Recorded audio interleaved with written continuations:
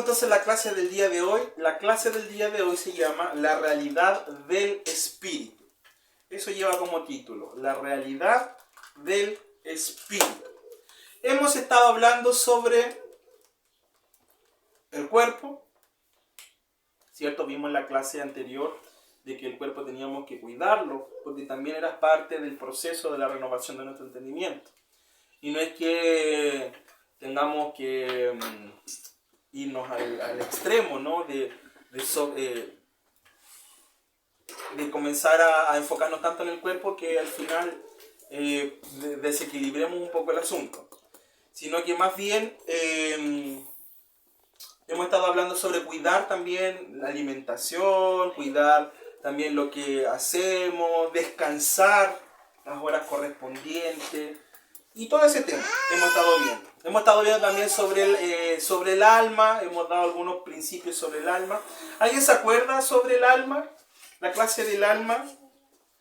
Hemos estado hablando sobre las expresiones del alma. Gracias. Hemos estado hablando sobre la salvación del alma. Dios quiere Dios quiere preservar nuestra alma, Dios quiere prosperar nuestra alma. ¿Y cómo prosperamos nuestra alma? Por medio del sistema de pensamientos. ¿Qué es lo que yo estoy pensando? Ya hemos estado hablando también sobre transformar el alma, que es en realidad la base de esta enseñanza. Y también hemos estado viendo que Dios quiere salvar nuestra alma. Que no es lo mismo que salvar nuestro espíritu o nuestras vidas. Nosotros al momento de creer en Jesucristo ya somos salvos.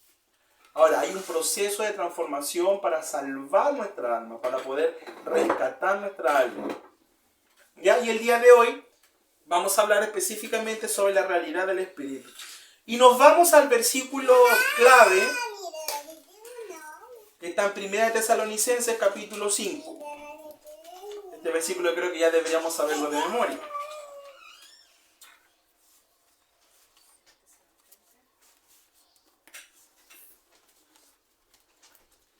Capítulo 5, versículo 23.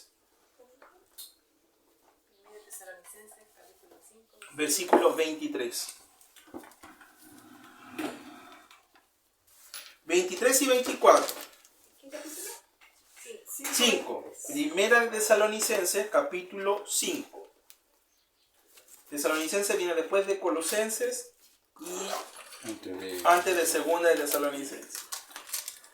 Capítulo 5, versículo 23 dice: Ahora, que el Dios de paz los haga santo en todos los aspectos, y que todo su espíritu, alma y cuerpo se mantengan sin culpa hasta que nuestro Señor Jesucristo vuelva. Dios hará que esto suceda, porque aquel que los llama es fiel. Ahora, la pregunta es: ¿cómo yo me mantengo sin culpa? Pues acá dice que nos haga santo en todos los aspectos y que todo su espíritu, alma y cuerpo se mantengan sin culpa hasta que nuestro Señor Jesucristo vuelva. ¿Cómo yo me mantengo sin culpa? Descansando en la gracia. Descansando en la gracia. Y lo que mayormente nos mantiene sin culpa es la vida de Dios que está en nosotros. Dentro de ti está la vida de Dios.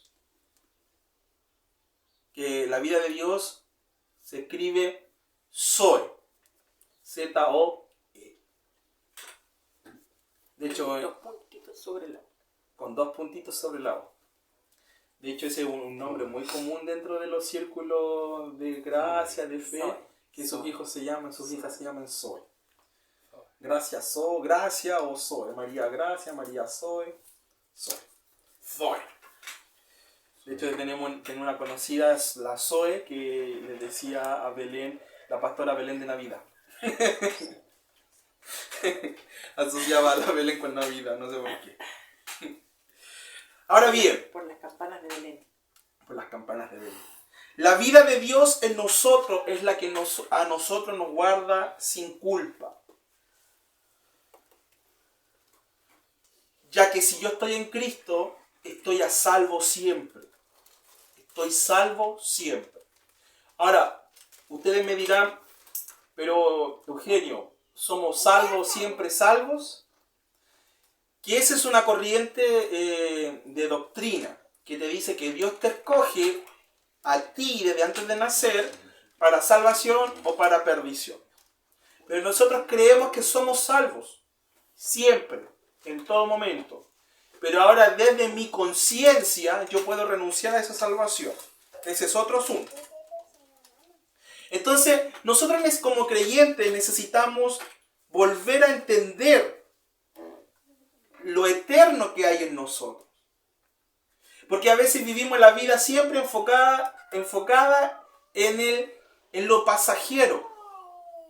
Porque la pregunta es, ¿quién no trabaja para tener una mejor situación? Yo creo que todos. Para poder tener una casa, los que no tienen casa, para poder tener un auto, los que no tienen auto, o para poder mejorar el auto. Y siempre que nos esforzamos un poquito más es con un objetivo enfocado en lo circunstancial, en lo que podemos ver, en lo que podemos experimentar, y que no está malo. Yo no te digo que a lo mejor te esfuerces un poco más o hagas horas extras si quieres salir de vacaciones a fin de año. No estoy diciendo que es malo. Ahora, lo malo y lo complicado sería es que mi vida girara en torno a eso, que es muy diferente. Porque como creyentes también podemos vivir bien y no está mal. Entonces, nuestro enfoque como creyentes está en lo eterno, en lo que tú no puedes ver y en lo que muchas veces está dentro de ti. Tenemos que volvernos o direccionarnos o transformar nuestra manera de pensar en relación a lo eterno que hay en nosotros. Y más que saber que si a lo mejor Dios te está llamando a las naciones, más que saber que si a lo mejor Dios te está llamando a ser pastor, a predicar, a evangelizar, el mayor propósito eterno que podemos tener es saber que somos hijos de Dios. El mayor propósito eterno es saber que somos hijos de Dios. Porque esa sería nuestra base para poder construir lo demás.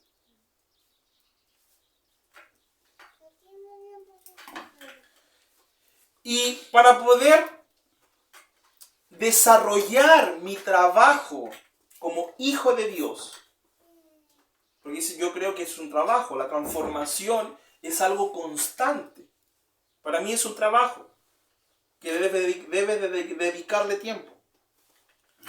Entonces, como base yo creo que soy hijo de Dios y fundamentar mi fe en relación a eso, que soy hijo de Dios, que soy heredero. Y sobre eso yo construyo mi vida y sobre eso yo voy transformando mi vida para poder conocer los propósitos que nacen en creer que yo soy hijo de Dios. ¿Se está entendiendo? Estoy siendo muy enredado. ¿No? ¿Se está entendiendo? Ok. Ahora, ya sé que soy hijo de Dios, sé que tengo un propósito. Ahora, ¿cómo alcanzo ese propósito? Es una frase súper simple, pero en la práctica requiere tiempo y dedicación y bastante humildad. Cuando yo llegué a la iglesia, que recién me comenzaron a hablar de gracia, yo era una persona que pensaba que me la sabía toda. Tenía 23 años, estaba cumpliendo 24 años, me creía el rey del mundo. Yo creía que ya me la sabía toda. ¿Por qué? Porque me le encantaba, yo predicaba, nos invitaban a algunas iglesias y en ese tiempo había una señora que no hablaba, ya la señora sobre 50 años, que era muda, y un día que yo oré por ella, la señora comenzó a decir aleluya y comenzó a hablar delante de toda la iglesia. Y yo dije, que Dios me está usando a mí, o sea, no sé, cualquier cosa. Y vengo y me encuentro con la gracia de Dios. Y me costó. Me costó, como dice Simón, el buen chileno, bajar el moño. saber y reconocer de que todo lo que había construido antes, lo había construido yo, con mi esfuerzo. Y muchas veces eso fue lo que me costó dejar. Lo que yo había construido con mi esfuerzo. Porque era la reputación que yo había construido. Y eso lo vemos aplicado constantemente en todas las áreas de nuestras vidas. Entonces, al encontrarme con la gracia de nuestro Señor Jesucristo, tuve que decirle, bueno, ¿sabes qué? Todo esto que yo construí, fuera. Lo desarmo y comienzo a edificar mi casa sobre la roca. Porque en algún momento igual se iba a caer. En algún momento igual se iba a desplomar esa casa. Porque el fundamento era yo y descansaba sobre mis obras y no sobre lo que Cristo hizo. Entonces prácticamente tuve que volver a nacer de nuevo. ¿Ya? Entonces nuestra mayor labor como creyentes para alcanzar ese propósito, se origina cuando creo que soy hijo de Dios. ¿Ya? Tengo un propósito eterno. Ahora, ¿cómo llego a ese propósito eterno? Que sería en este caso mi meta, es que lo que ha ocurrido en mi espíritu, anoten eso, lo que ha ocurrido en mi espíritu se exteriorice.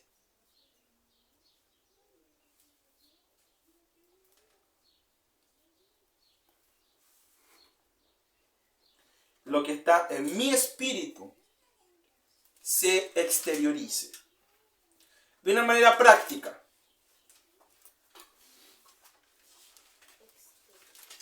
Estás pasando por una situación bien complicada. Tu cuerpo comienza a reaccionar de diversas maneras. Por ejemplo, estás pasando por una situación bien difícil, bien complicada. Y tu cuerpo está bajo un estado de estrés. ¿Cómo comienza a reaccionar tu cuerpo? A mucha gente que le comienza a picar el cuerpo. A mí en más de una ocasión me salieron granitos.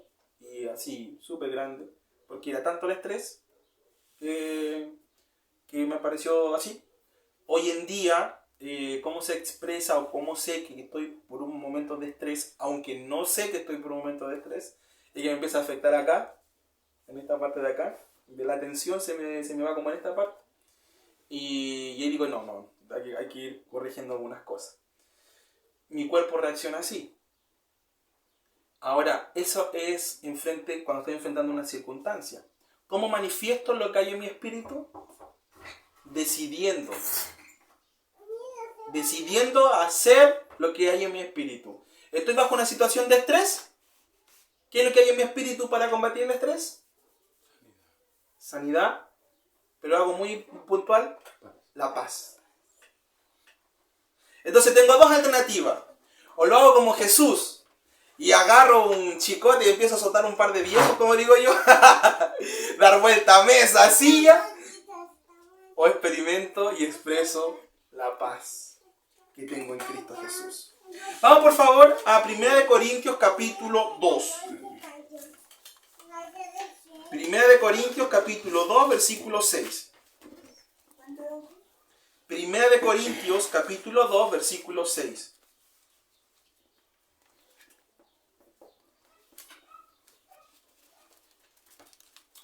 Primera de Corintios, capítulo 2, versículo 6. Del 6 en adelante.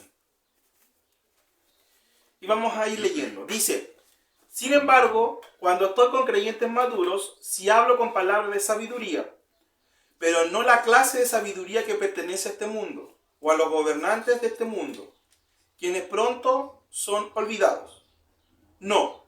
La sabiduría de la que hablamos es el misterio de Dios, su plan que antes estaba escondido, aunque Él hizo para nuestra gloria final, aún antes que comenzara el mundo.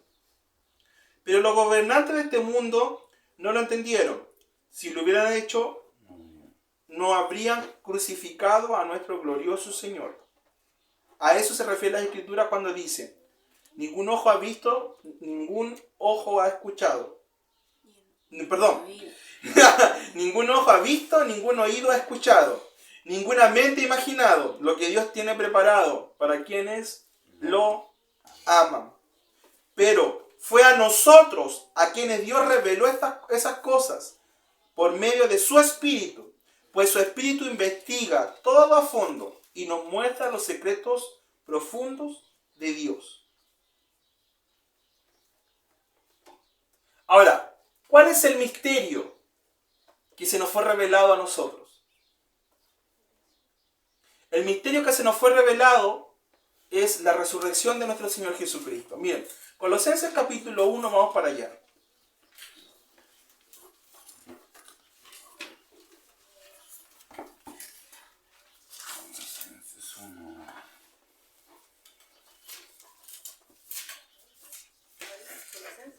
Sí. Colosenses capítulo 1, versículo 27.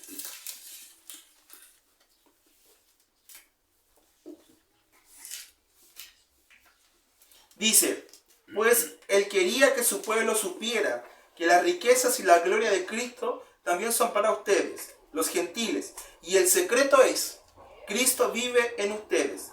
Eso les da la seguridad de que participarán de su gloria. Cuando ustedes reciben a Jesús en su corazón y le abren las puertas de su vida, Él viene a resucitar dentro de nosotros. Y este es el misterio que se nos fue revelado y que dice en el versículo 7 de 1 Corintios capítulo 6. Dice, no, la sabiduría de la que hablamos es el misterio de Dios. ¿Y cuál es el misterio de Dios? Que Cristo vive en nosotros. Diga conmigo, Cristo vive en mí. Entonces, estamos aquí en la tierra para manifestar al Cristo que vive en cada uno de nosotros. Y no en algo pasajero, sino que Cristo, siendo todo en todo. Estamos aquí en la tierra para manifestar al Cristo que vive en cada uno de nosotros. No en algo pasajero, siendo Cristo el todo en todo.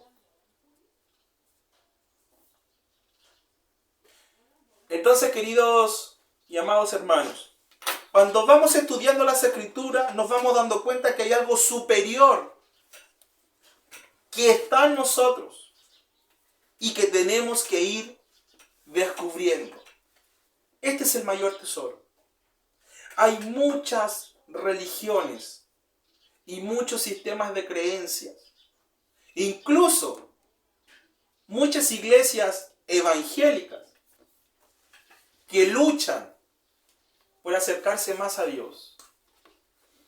Y hay sistemas muy rigurosos que hacen trabajar a las personas de manera corporal, ya sea por medio del ayuno, de la oración, que son cosas buenas, que hay que hacerlas. De hecho, la aprendíamos el otro día como disciplinas espirituales. Pero nosotros, como creyentes, primero tenemos que creer quiénes somos en Cristo para luego hacer esas cosas. Hay muchas personas que piensan que por ser pecadores tienen que hacer todas esas cosas para acercarse a Cristo. Entonces, mientras algunos van, nosotros ya vamos de vuelta. Porque hemos creído el misterio que fue hablado a nosotros.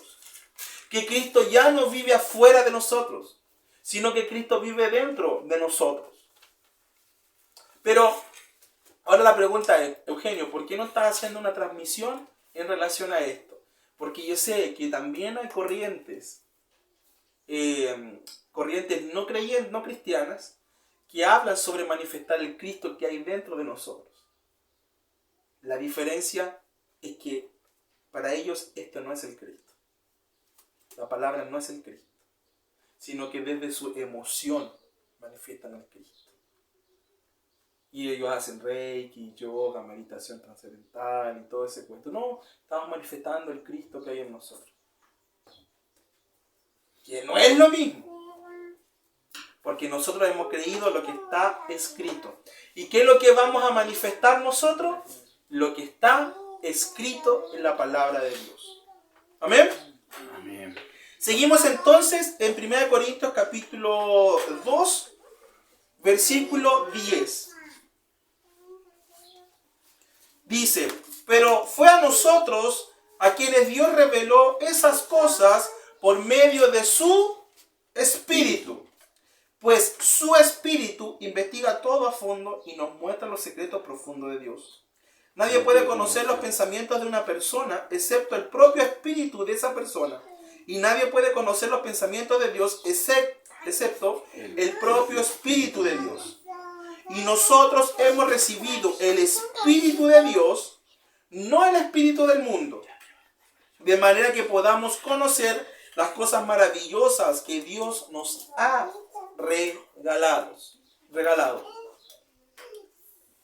¿Todo el mundo tiene espíritu? Sí, todo el mundo tiene espíritu. ¿Creyentes o no creyentes? Los no creyentes tienen espíritus no regenerados, espíritus muertos, que si tú tuvieras visión espiritual, pudieras ver cómo caminan como zombies. Por eso no pueden ver las cosas que nosotros vemos. Y nosotros los creyentes tenemos el Espíritu de Cristo dentro de nosotros. Por eso es que podemos entender los misterios de Dios. Por eso es que podemos relacionarnos directamente con Dios. Porque en nuestro espíritu habita Cristo. Y desde el Cristo que hay en nosotros podemos hablar o relacionarnos con Dios y entender las cosas espirituales. ¿Me dejé entender? Entonces, desde el Cristo que está en nosotros, al momento de venir a creer en nuestro Señor Jesucristo, viene Jesús a vivir en nosotros. Y por eso yo puedo tener una relación cercana con Dios. Porque su espíritu le revela a mi espíritu las cosas espirituales. Por eso es que tú puedes orar y saber lo que le pasa a alguien. Por eso tú puedes orar y recibir palabra, revelación, inspiración de parte de Dios. Y cuando hablo de revelación no es para agregar algo a la palabra, sino que revelación para un asunto en particular. Que Dios te puede advertir que pueda venir. Y eso es bastante interesante. Porque a veces hay ocasiones en que Dios te va a decir, no vayas por ahí, ándate por acá. O recuerdo siempre la ocasión donde Belén iba con su familia a la iglesia, a visitar una iglesia. Y el Señor le dice, ora. Y la Belén comienza a orar en el Espíritu, su familia cristiana. Y le dice a su sobrino, tía, ¿qué está haciendo? No, estoy orando en el Espíritu. Y le dice, ¿y por qué, tía? ¿Qué pasó? No sé, tengo que orar en el Espíritu. Comienza a orar en el Espíritu, así, calladita. Y de repente, el Señor le dice que se detenga. Y le dice ella a su hermano, ¡para! Le dice así, ¡para! Y él, ¿qué pasó? Y frena y pasa un camión. Que si no frena, el camión se hubiese llevado a toda la familia. Eso es en algo práctico. ¿Ya? A mí me ha pasado también a veces que voy por una calle, o sea, voy para una dirección y me dicen, no, ande por esta otra calle. Voy para donde mismo, sí, pero me voy por otra calle y ahí hay una persona que necesita hablar, que le hable. Hay una persona que necesita escuchar palabra de Dios. Y me acerco y le hablo. O a veces puedo ver a alguien y saber la situación en que está pasando, entonces yo oro para el momento adecuado poder hablarle al Señor. Y esto no es que yo sea súper espiritual, porque el mismo espíritu que hay en mí está en ti. Y están todos los creyentes. La diferencia es que en vez de sintonizar la radio del cielo o la radio del espíritu, estamos sintonizando la de la Rosa de Guadalupe. Entonces estamos esperando que venga el airecito para que ocurran los milagros. ¿O no? Pero igual la Rosa de Guadalupe es buena. Aquí estamos con cosas. Pero, es que, ¿a quién voy a sintonizar entonces? ¿A quién decido yo sintonizar? Y esto no es que nosotros tengamos que sentarnos a descansar, porque ya bueno, ya todo está hecho. Me voy al cielo, estoy tranquilo y manifiesto al Cristo que hay en mí. También tenemos que aplicar la fe para poder experimentar y se exteriorice lo que hay en nuestro interior. Y también tenemos que aplicar nuestra autoridad. No podemos dejar que el diablo venga a bailarnos samba en la cabeza, en nuestras situaciones. Tú también tienes autoridad. Amén. ¿O te agrada que tu hijo te baile en la cabeza? No, ¿cierto? A mí me carga cuando el gato le da por mirar por la ventana y como está gordo, pasa por mi cabeza y me despierta. Y se echa ahí arriba de mi cabeza. ¿Lo quiero mucho? Sí, porque es mi animal. Pero, me quedan 5 minutos. Pero, no me agrada. Entonces no podemos permitir que Satanás venga a atormentarnos. Ahora bien, viene un momento de enfermedad en tu vida. Ok. ¿A todos nos puede pasar? Sí. Pero empieza con un pequeñito dolor de cabeza. Entonces, ¿qué vas a hacer tú? ¿Lo vas a abrazar ese dolorcito de cabeza? No, automáticamente frénalo ahí, en el nombre de Jesucristo. Y haz lo que tengas que hacer. La mayor revelación que nosotros podamos recibir en la vida es Cristo en nosotros. Que yo tengo una comunión perfecta con Él. Es una común unión. ¿Alguien ha hecho huevos revueltos? Creo que todos hemos hecho huevos revueltos. Ok. No, Sebastián no ha hecho huevos. Me lo han hecho así, pero... Ah, ya, pero has comido huevos revueltos. Ya. Qué vergüenza se ve. Una vez que tú hagas el huevo revuelto, que te vayas a comer el huevo revuelto, sepárame por favor la clara y la yema. ¿Se puede? Depende, porque si está bien cocidito, no sé, pero si está medio gelatinoso. ¿Se puede separar? No. Lo mismo ocurre con Dios. Tú estás en Cristo y tu relación con Dios es una. Por eso se llama común unión. Por eso que cuando compartimos con los creyentes es una común unión. Como yo siempre les digo, si me hundo yo, nos hundimos todos. Me lo digo en la casa cuando me salgo de la dieta. Y la Juanita se ríe. Si me hundo yo, nos hundimos toda esta casa. Vamos a comer. No, pero eso también es común unión. Lo que le pasa a uno nos pasa a todos. Y nos afecta a todos. Y cuando algo bueno le pasa a todos, también es para todos. ¿Bien? Porque es una común unión. Entonces hay una común unión entre el Espíritu de Dios y el Espíritu que hay en nosotros. Por eso si se fijan acá, eso pónganle atención, cuando aquí habla de Espíritu, a ver, Sí, en el 10. en el 10, no. 12. ¿En qué te fijaste? Nosotros hemos recibido el Espíritu de Dios, no el Espíritu del mundo, de manera que podemos conocer las cosas maravillosas que Dios nos ha regalado. Miren el 11, leámoslo, dice, nadie puede conocer los pensamientos de una persona excepto el propio El Espíritu. ¿Y por qué está en minúscula? Porque se refiere al espíritu de una persona que no ha conocido a Cristo. Nadie puede conocer. Dice, de esa persona, y nadie puede conocer, excepto los pensamientos de Dios, Excepto. los pensamientos de Dios, excepto el propio Espíritu de Dios, con mayúscula. Y nosotros hemos recibido el Espíritu de Dios, no el Espíritu del mundo, está en minúscula. De manera que podemos conocer las cosas maravillosas que Dios nos ha regalado. Miren, el versículo 13, para ir finalizando. Les decimos estas cosas sin emplear palabra que proviene de la sabiduría humana. En cambio, hablamos con palabras que el Espíritu nos da, usando las palabras del Espíritu para explicar las verdades espirituales. Pero los que no son espirituales no pueden recibir esas verdades de parte del Espíritu de Dios. Todo les suena ridículo y no pueden entender porque solo los que son espirituales pueden entender lo que el Espíritu quiere decir. Solo los que tienen al Espíritu de Cristo en ellos pueden entender estas cosas espirituales. Puedo pasar años sumergido en una religión y no creer estas cosas y decir, ay, ¿cómo Dios va a vivir en mí? Porque también nos han enseñado eso.